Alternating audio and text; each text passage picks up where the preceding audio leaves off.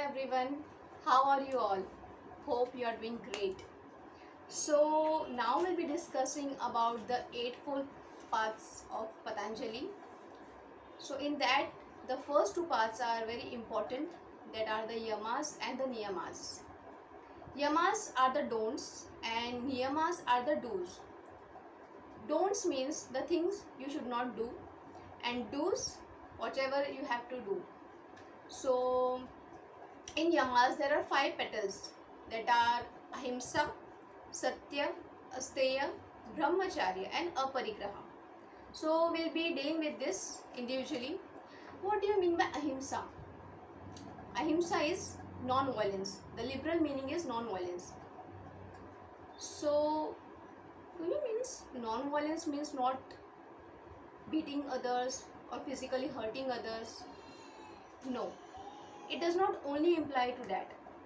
Non-violence should be in your deeds, your works, your actions and thoughts. Then comes Satya. Satya is truthfulness.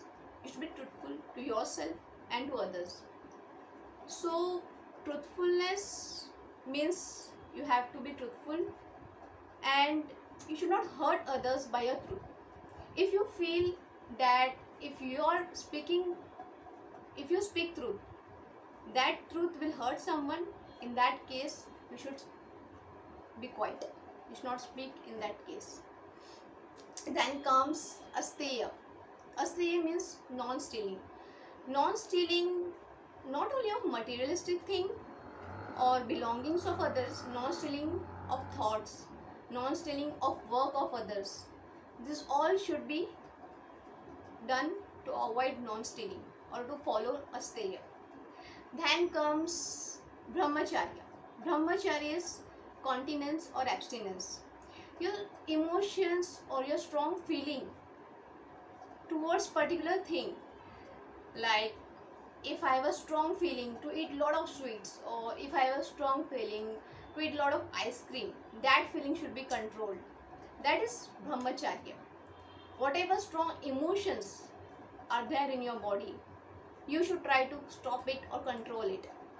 Then you are practicing brahmacharya. Then comes the last petal, that is aparigraha, or non-hoarding of things. We tend to hoard lot of things, lot of materialistic things which are not necessary for us. We just keep on buying and keeping things all around us, but do we really use it? We tend to buy 10 things and use one thing. So before buying anything, we should see or check, is it really necessary to buy something? Many times we find there are a lot of things, a lot of clothes or a lot of materials which are already there, but we are unaware of that. We tend to buy more and more because we buy things and we just keep it like this, and we don't bother to look it is there or not, but we tend to buy more and more. So it is like we have to